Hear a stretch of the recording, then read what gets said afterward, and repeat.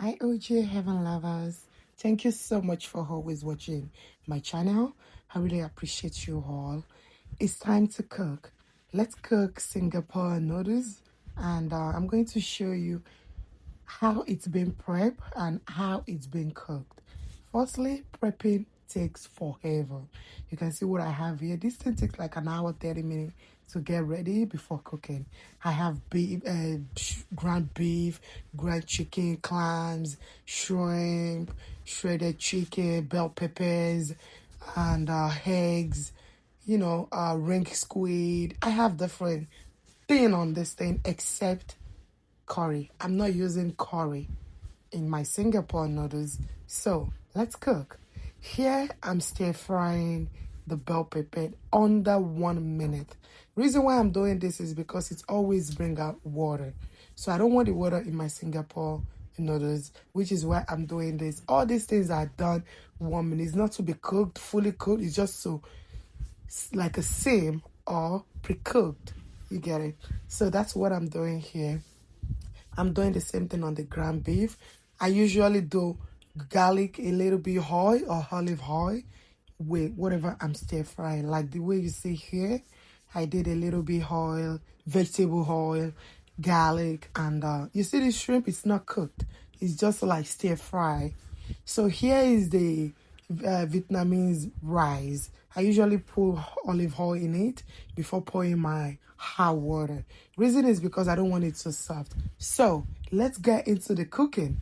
Here I'm pouring my vegetable oil into the pot, and I'm pouring the garlic, chopped garlic. I usually do this.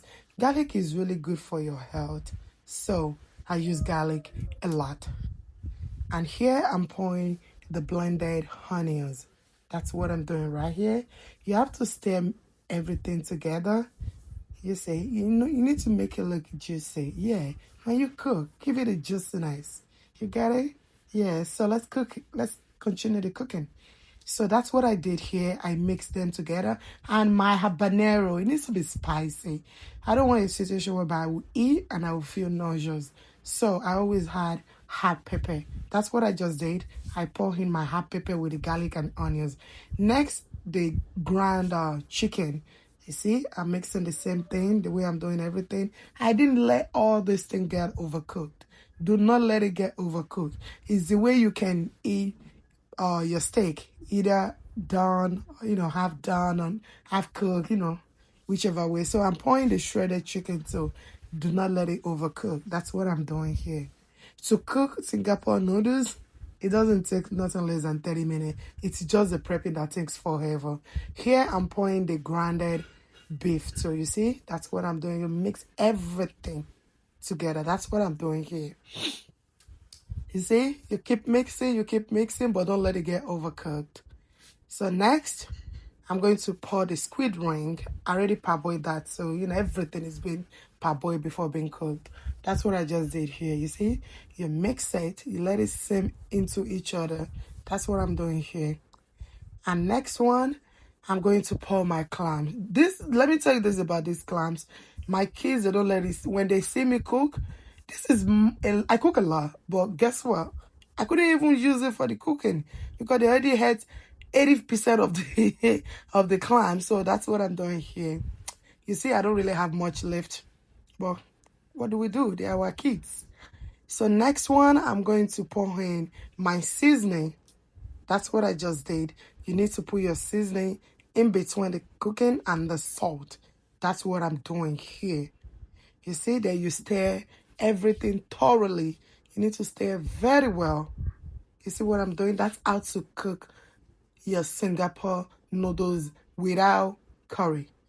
And now it's time to pour the stir fry bell pepper, the rainbow bell pepper. I usually call it rainbow bell pepper for the kids. So that's what I'm doing here. You see, I have the yellow, green, orange, and red pepper.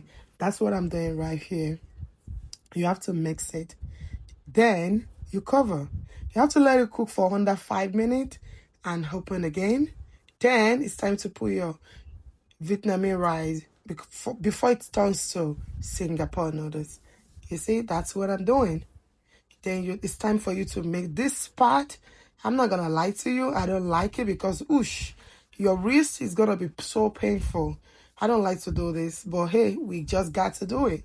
That's what I'm doing here. You have to mix it, you have to let it get into each other. That's how to do it. So that's what I'm doing here. You mix, you check for the level of the seasoning. If it's enough, it's fine. If it's not enough, you have to get it to your taste bud level. That's what I'm doing here. Then here I've done the mixing enough. You see, at least I was able to do enough, even though my wrist was painful so bad. So I've done it here. Next, what are we doing next? What do you think we are doing next? You tell me. You don't know? You don't know? Seriously? You don't seriously know what we are doing next? Please bring in my shrimp. Okay, you don't know yet. Me too. Now we are pouring the oyster sauce and my shrimp, the half cooked done, and my egg. You have to be very careful. You don't want to scatter your egg. And this is how to make Singapore noodles without curry. Is this something you're going to try at your comfort zone? Oh, Jesus Christ. This is the time to cook, summer period. And here is the outcome. Thank you so much for always watching my channel. I'm going to see you in my next video. Bye.